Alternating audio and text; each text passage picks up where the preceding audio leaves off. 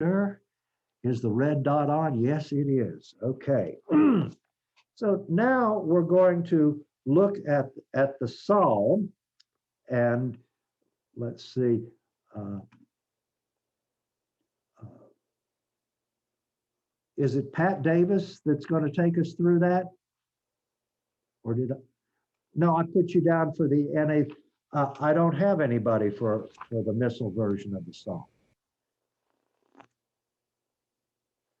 I'll go ahead. I will praise you, Lord, in the assembly of your people. I will praise you, Lord, in the assembly of your people. I will fulfill my vows before those who fear the Lord. The lowly shall eat their fill. They who seek the Lord shall praise him. May your hearts live forever. I will praise you, Lord, in the assembly of your people. All the ends of the earth shall remember and turn to the Lord. All the families of the nations shall bow down before him. I will praise you, Lord, in the assembly of your people. To him alone shall bow down all who sleep in the earth. Before him shall bend all who go down into the dust. I will praise you, Lord, in the assembly of your people. And to him my soul shall live. My descendants shall serve him. Let the coming generation be told of the Lord, that they may proclaim to a people yet to be born the justice he has shown. I will praise you, Lord, in the assembly of your people. So, were there any thoughts, images, phrases that came as I was going through that?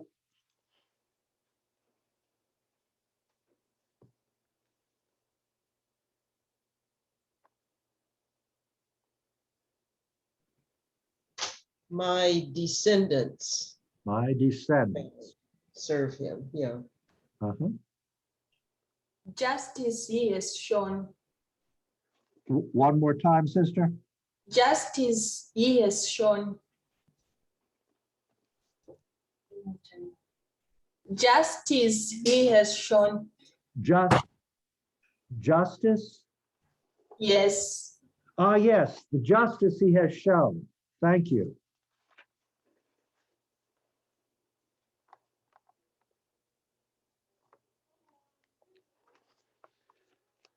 Okay, well, I'll take us through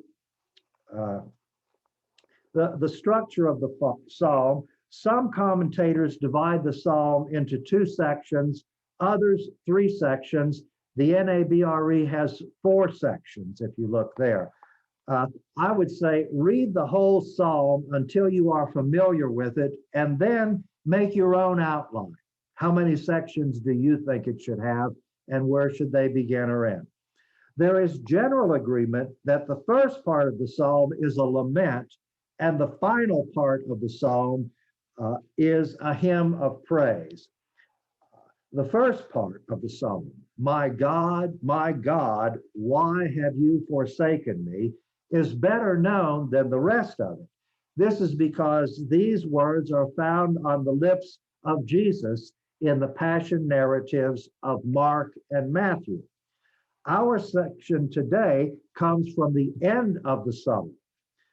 The Hebrew is very difficult, especially verse 30 in the Hebrew, which I think is verse 29 in English. Different translations number the verses differently. Comparing the NET, the New English Translation, with the NABRE, all of the thriving people of the earth will join the celebration and worship. And all those who are descending into the grave will bow before him, including those who cannot preserve their lives. A whole generation will serve him. Instead of thriving people, all who sleep in the earth will bow low before God. All those who are descending into the grave will bow before him. So here they're getting ready to go down into the grave, but they bow to God? Or is it after they've already gone into the grave, after they're already, all who have gone down into the dust will kneel in homage after death, including those who cannot preserve their lives? So everyone's going to bow down to God, whether that they can save their life or not. Or does that say, and I will live for the Lord? A whole generation will serve him, or my descendants will serve him. We have one poem with several meanings. Throughout most of the Old Testament, there was no hope. There's a typo there. There was no hope of life after death. This was a recent doctrine at the time of Jesus. The liberal Pharisees accepted it. The conservative Sadducees went with the old-time religion, that this life was the only one you got. After experiencing the resurrected Jesus, Christians began to give new meaning to obscure passages in the Old Testament. The NET does a good job of reproducing the original meaning of the Old Testament Psalms. The picture is of a community worship in Jerusalem, and everyone from, it's called a merism, from the Greek word for full, the thriving people, those who are doing well, to those who have one foot in the grave. So, and everybody in between, everybody is worshiping in the Jerusalem temple. Everyone from the healthy to the very sick and dying are praying there. Even some of those who can't save themselves, they're going to die. The NAB does a good job of interpreting how early Christians might have understood the psalm. The celebration is not of those living now, it's of those who sleep in the earth. The psalmist is not thinking of those who cannot preserve their lives. He proclaims, I will live for the Lord. Those who serve God are the descendants of the psalmist. That is, they follow his teaching. It's just like we Catholic priests are called father because we have spiritual children who listen to our teaching, even though we don't have physical children. So interpreting in wisdom literature, the speaker often refers to his pupils as children. In liturgical usage, in Easter time, the church imagines this psalm as a prayer of Christ. The risen Christ continues the prayer he began on the cross. My God, why have you abandoned me? This is the rest of that psalm. The church on earth, his risen body, praised the psalm. And so Christ, in his risen body, praises his Father in the midst of the assembly. I will praise you, Lord, in the assembly of your people. So the risen Christ is there in the midst of the assembly, which is his very body. The church, so the church on earth, his risen body, praised the psalm. Christ praises his Father in the midst of this assembly. The Greek word ekklesia can be translated either church or assembly. In Greek, there's no difference between the church of God and the assembly of God, even though those are two different denominations in the U.S. Their Greek name would be exactly the same. The risen Christ, now in heaven,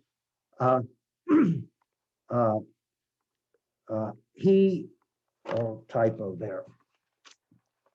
So the risen Christ, now in heaven, worships his Father, praises his Father in the assembly of your people. That is, in the midst of the saints in heaven. So the picture, I will praise you, Lord, in the assembly of your people. We can imagine Christ surrounded by all the saints in heaven, praising his Father. And then, of course, this can also be our prayer because our worship on earth is part of the heavenly liturgy. So those are my reflections on the psalm. So do we have any questions, comments, or observations at this point?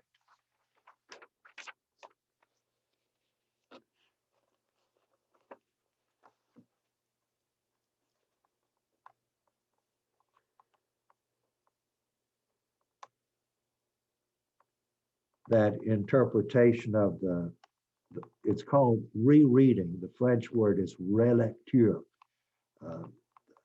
The New Testament interpretation of the Psalms. And I did not get that when I was studying historical critical exegesis at the Catholic University of America. I got that when I was studying liturgy at the University of Notre Dame before I went on for my doctorate.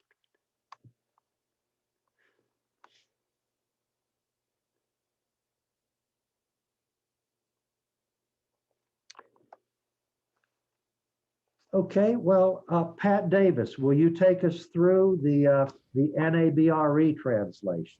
I'll be glad to, Father. I will offer praise in the great assembly. My vows I will fulfill before those who fear him. The poor will eat their fill. Those who seek the Lord will offer praise. May your hearts enjoy life forever. All the ends of the earth will remember and turn to the Lord. All the families of nations will bow low before him. All who sleep in the earth will bow low before God. All who have gone down into the dust will kneel in homage. And I will live for the Lord. My descendants will serve you. The generation to come will be told of the Lord, that they may proclaim a people yet unborn. They may proclaim to a people yet unborn the deliverance you have brought. The deliverance he has brought. Okay, I'm gonna make two comments. The justice he has shown is what the old one says, and but in the Old Testament, justice, they're so convinced that God is on their side that, hey, God, we need justice. People are oppressing us. Give us justice. And so justice is synonymous with deliverance. And sometimes it includes forgiveness of sins. This is what led Martin Luther, before he had understood justice as that virtue by which you give to everyone what they deserve. And he was consciousness of his sinfulness. What I deserve is lots of punishment. And then he got this Old Testament idea of justice. It's when God saves you. And that just opened a whole new understanding to him.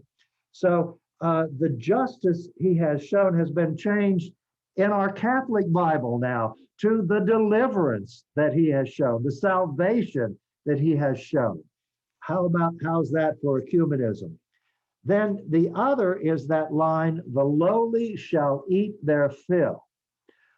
When I was in Jordan in the summer of 1993, one day we saw pickup trucks loaded with meat going around, dropping it off at different houses. And someone explained that this was a major Muslim feast day and that they had offered sacrifice. They had barbecued all these goats mainly, and that they were taking them around to all the poor people. And for many of the poor people, this was the only time that they would eat meat, is when there was a feast day like this. And they said usually they use meat like we use salt and pepper, just, they put a little bit into soup or into something to give it a little bit of flavor, but it's not the main course of a meal. And so here, the psalmist, remember, he started feeling forsaken by God, but God has now delivered him. And I will fulfill my vows to the Lord. He's made vows. Lord, if you get me out of this mess, I'm going to do good things. And the lowly shall eat and have their fill. I'm going to offer sacrifices in the temple, and all the poor people who are there, they're going to get some of the barbecue. That's what that's about. Now, after the resurrection, we can give this a Eucharistic interpretation. Tantum ergo panis angelicus, feet panis hominum. The bread of angels has become the bread for humanity, and that it's open to everyone. This heavenly food. So that would be a New Testament interpretation, but the original was that this is barbecue day for the poor people. Other comments on what's the good news? That's was good news. Hey, we get to eat meat. That was good news to the original hearers. What would be good news today, and what are the challenges for today?